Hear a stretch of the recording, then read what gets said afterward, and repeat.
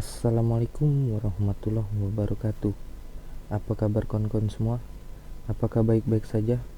Semoga sehat selalu dan diberikan kelancaran segala urusan. Singkatnya, semua telah di atas tebing, tidak jauh dari sini, mungkin sekitar 5-20 menit. Kalaupun berjalan dengan speed yang tidak terlalu pelan, mereka akan sampai di puncak bayangan. Pukul jam 19:15 malam, perjalanan menuju puncak dengan bantuan senter, kabut-kabut dengan ketebalan tipis mulai menyelimuti. Reni merasa bahwa posisi di belakang saat ini sudah tidak nyaman baginya. Ia berharap rombongan yang berjalan lebih depan darinya mengerti posisinya kalau dia perempuan dan berharap dipindahkan ke posisi setidaknya tidak terlalu belakang. Stop dulu woi, Ren. Pindah ke depan sini aja. Siska jangan di belakang. Kabut mulai turun. Teriak Reza yang sudah hampir tidak terlihat karena terhalang kabut. Entah kebetulan atau Reza mendengar suara hati yang Reni. Entahlah, saya juga tak tahu.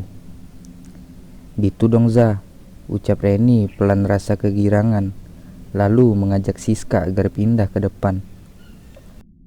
Selesai dengan perpindahan posisi, mereka melanjutkan perjalanan. Perjalanan itu sunyi, hanya terdengar suara langkah kaki mereka tanpa adanya mulut-mulut yang bicara lagi. Tapi tiba-tiba Reni memegang tas yang digendong sembari berkata, "Zah, gua takut." Menundukkan kepala ke arah kanan, seakan tidak mau melihat arah kiri. Reza yang saat itu terlalu terfokus dengan jalur merasa dikagetkan dengan Reni yang tiba-tiba seperti itu. "Reni, ngagetin aja. Kenapa Ren?" tanya Reza dengan bingung melihat gerak-gerik Reni seperti orang ketakutan. "Kenapa Ren? Ada apa?" ucap Siska yang juga mulai kebingungan dengan Reni. Stop dulu, stop," pinta Reza agar rombongan menghentikan langkahnya sejenak. Itu ia lakukan demi mempertanyakan apa yang terjadi pada Reni. Seakan mengetahui yang dimaksud Reni, Reza mengangguk sembari berkata, "Tenang Ren, kita punya Tuhan, dan lu lagi sama gua. Gua pastiin lu sampai di rumah. Kalau takut, jalannya sambil pegang baju gua Ren," ucap Reza pelan, mematahkan rasa takut yang dialami Reni. "Siap Zah," jawab si Reni.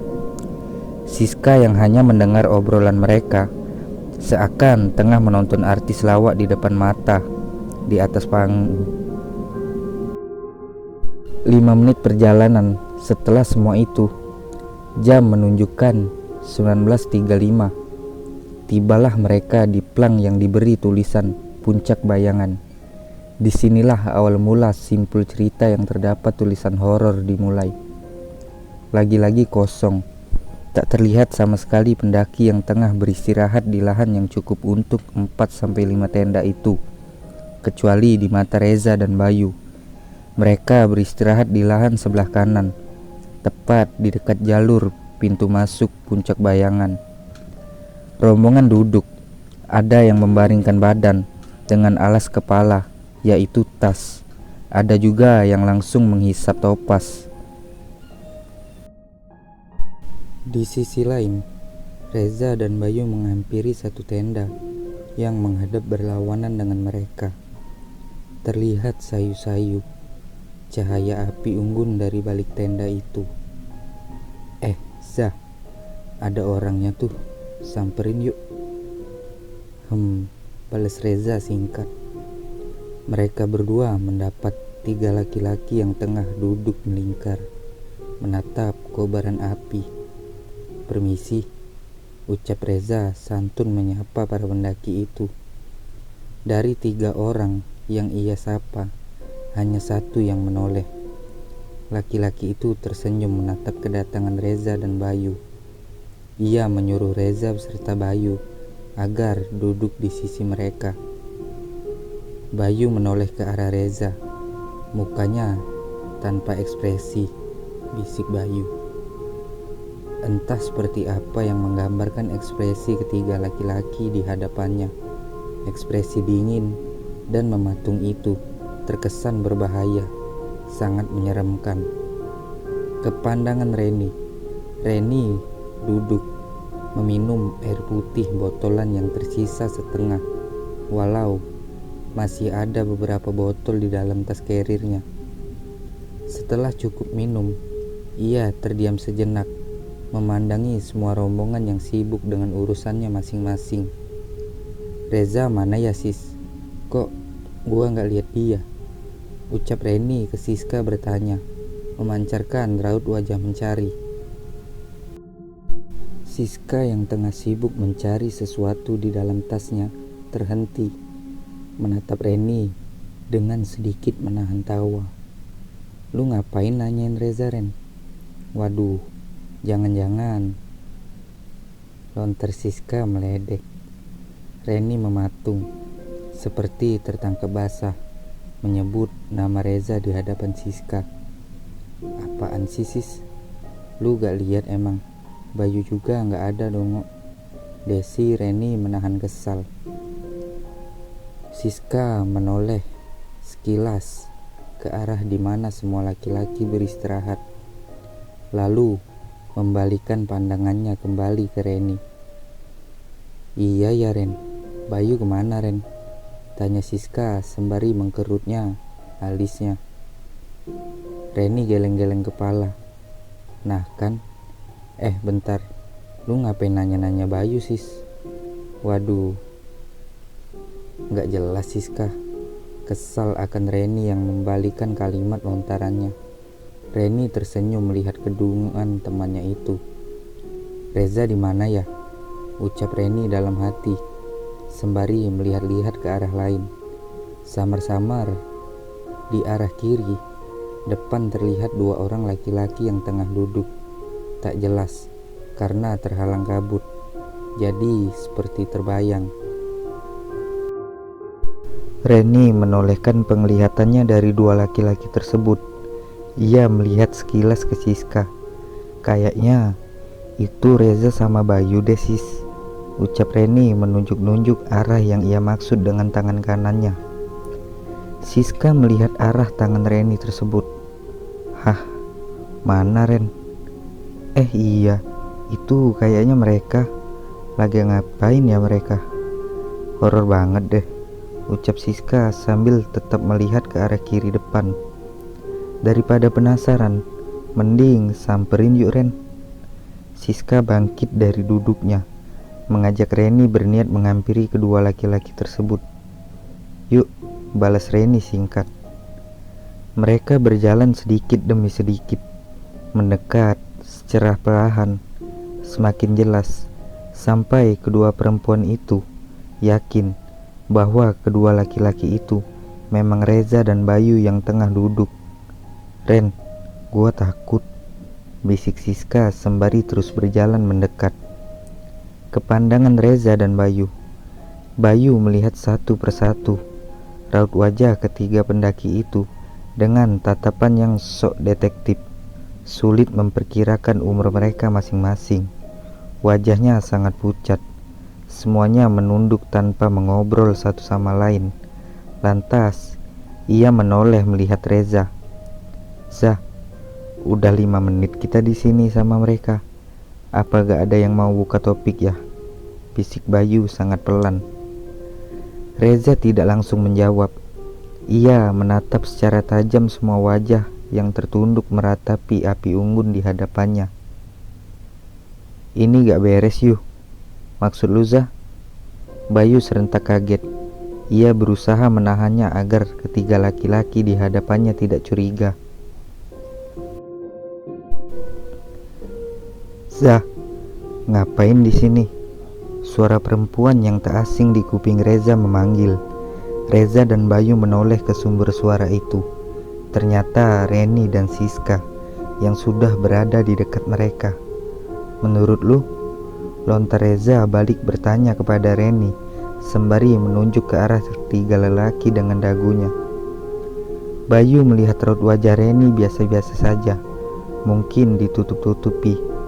Lalu melihat raut wajah Siska, ia merasa wajah itu memancarkan aura ketakutan. "Lu kenapa, Sis?" tanya Bayu yang membuat Siska sedikit kaget. "Sini duduk, lu berdua nggak punya sopan santun ya? Sapa dulu mereka," lanjut Bayu. Seketika itu, jantung Reni dan Siska berdetak-detak 2 kali lipat lebih kencang. Mereka tidak mendapati siapapun selain Reza dan Bayu tempat itu. Tempat yang diduduki kedua laki-laki kosong dan hanya ada mereka berempat. "Mereka siapa, Yu?" tanya Siska sebata-bata.